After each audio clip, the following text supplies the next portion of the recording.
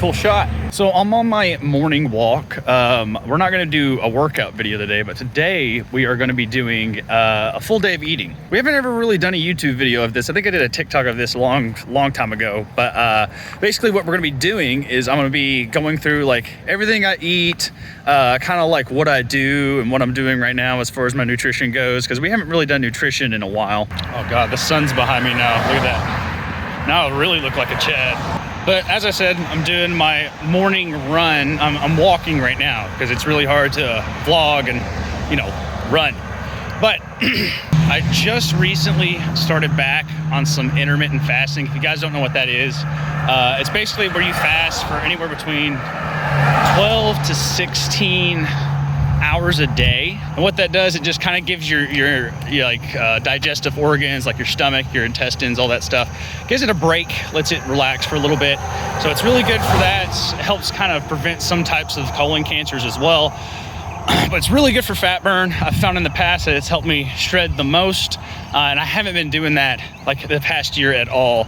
And that's actually how I lost a good majority of my weight when I first started fat loss. And I'll break my fast after this. It'll probably end up being like a 13 to 14 hour fast, which isn't too bad. Typically I recommend 16 if you really want to get into it, but not really more than that. But yeah, it's kind of noisy. So I'm gonna finish up my cardio and then I'll show you guys what I'm breaking my fast with. It's not bad. Why my hair always looks god dang funky? To break my fast, I'm gonna be eating a pure protein bar while I cook my other meal. I like these pure protein bars because they're really cheap and they still taste pretty good. There's some of them that taste like a Snickers. This one in particular tastes kind of like a brownie. And then other than that, sometimes I'll actually try and use this Macro Pure Whey from Cage Muscle. Discount code link is in the description in the link tree. Go check it out. Or we've got a third option. I also use this Premier protein cereal. Sometimes I'll just do that after my lifting days because I can get like 70 grams of protein in like one little bowl. But I try not to eat more than like 100 grams of protein from like protein supplements. So I'm supposed to be getting in like anywhere between 220 to 250 grams of protein a day. And I'll make sure that I don't get more than 100 grams of like whey protein in a day. But I'm gonna be snacking on that while this is cooking. Where is it? Where is it? The beef. We're gonna have some 91.9 beef burgers, and I'm gonna cook them in the air fryer because if you guys didn't know, the air fryer is super efficient. It cooks a lot of meat extremely quick. You just gotta make sure you wash it pretty often. We don't, but you know what? That adds flavor. We also have Kobe Jack cheese.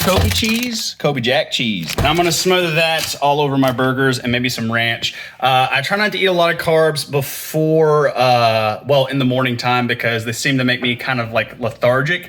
So I try to save that for like after my second workout, either after my lifting or after my like calisthenic workout. But I'm gonna cook this and then I'm gonna show you guys what it looks like when it's done. There we go.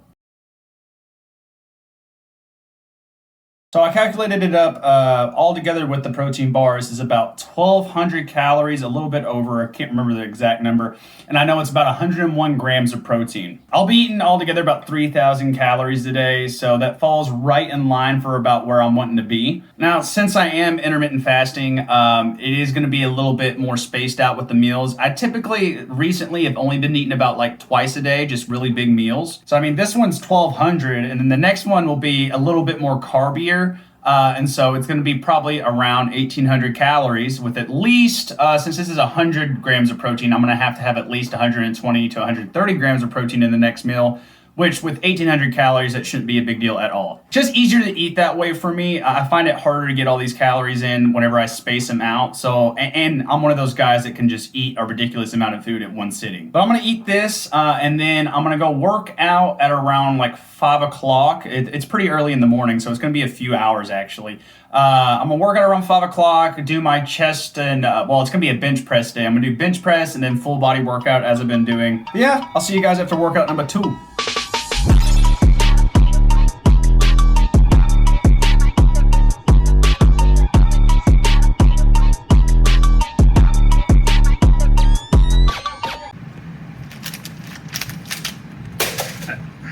I dropped it. Just finished up my workout, or second workout of the day at the gym. We got some nasty chest in. It was very, very nice.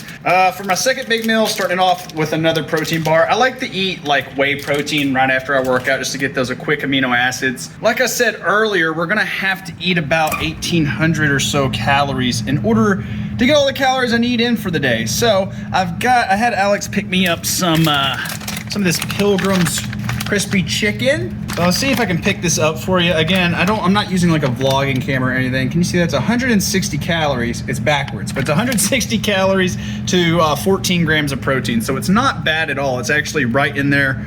I was wrong. It's 190 calories for 14 grams of protein. A little worse than I thought. I don't even think I knew that. I think I was just kind of blindly eating this, but it's still not too bad. I'm gonna mix that up with some rice. I will say, hold on, I gotta check the other Pilgrims because this is like the chicken bites, but then you got stuff like this is the chicken strips. Okay, so these are 160, all right, that's what it is. So the bites are about 30 calories more, but the chicken breast is 160 calories to 14 grams of protein, which is pretty damn good. Again, we're gonna be throwing that in the air fryer. The air fryer is really one of those like kitchenwares that is really, really useful whenever you're trying to diet.